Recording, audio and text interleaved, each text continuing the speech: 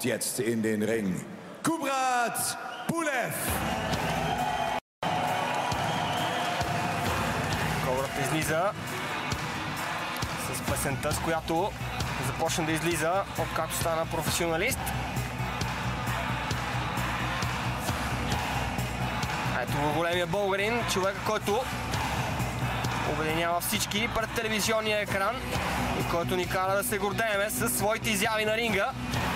Европейският шампион по бокс в тежка категория, носителя на интернационалната титла на Международната боксова федерация в тежка категория, номер 3 в ранглиста на Международната боксова федерация, Kubrat Pulev. Ето ги и българските знамена, те не са никак малко. Чувате как и хора от публиката го посрещат. Светло, боксера в ляво и още един от приятелите на Kubrat до него в дясно. Другия е Александър, също боксер. С двата пояса, Тервел малко по-отзад. Да, отзад.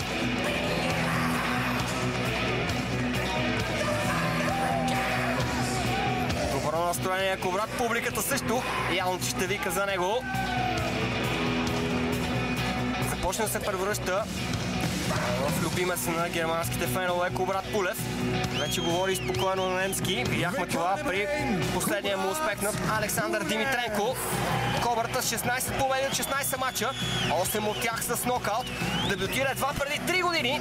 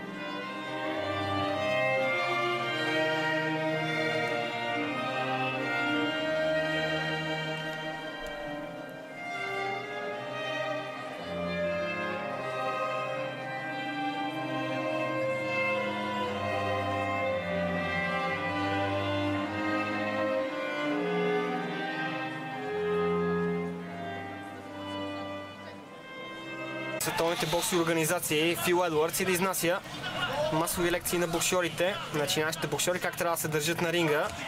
Ляво коше в главата на Александър Устинов и апъркът пада на земята. Руснака, това е нокдаун.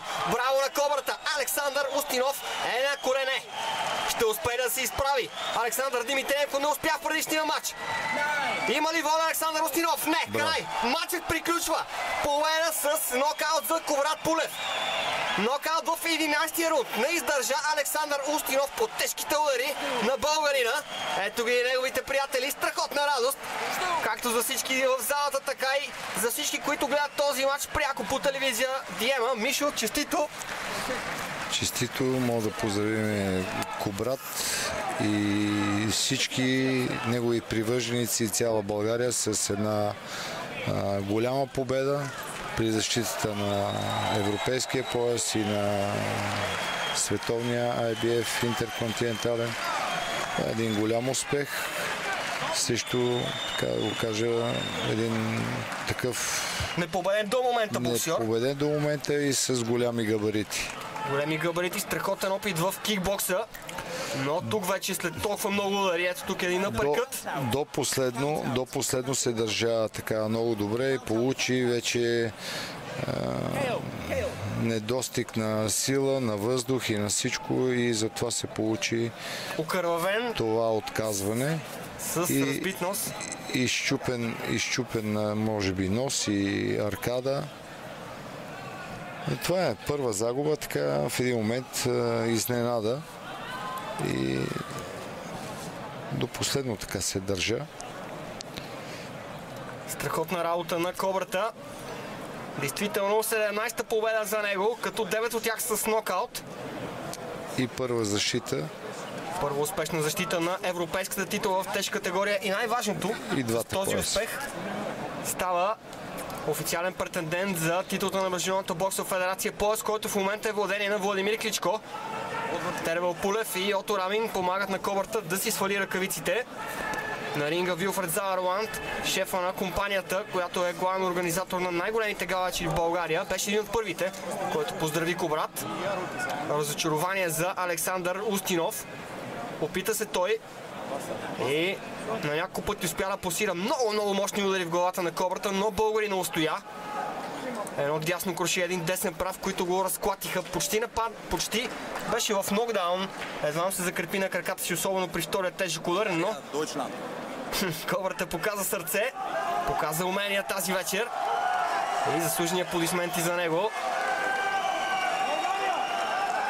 Какъв беше ключа, Мишо? Ние ще говорим малко по-късничко в студиото по-подробно за тази среща, но сега на Прива Виста, какъв беше ключа към победата?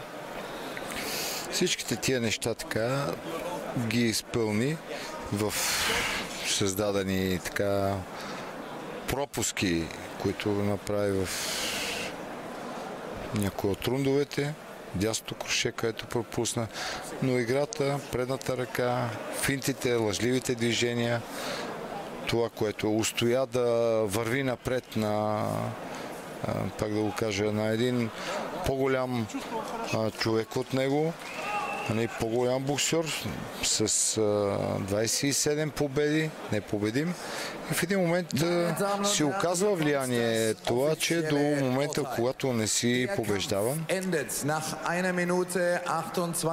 Официалното решение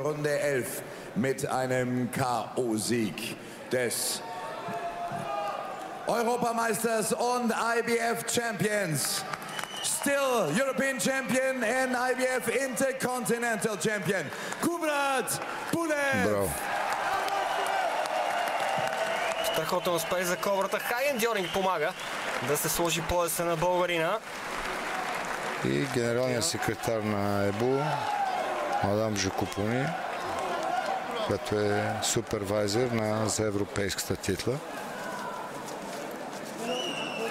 Триумфален венец, напълно заслужен след световете на България. Скъпи приятели, сега ще направим кратка рекламна пауза, след която ще се видим в студиото, за да анализираме тази среща и живот и здраве да чуеме и самия Кубрат Пулев пряко в ефира на Диема.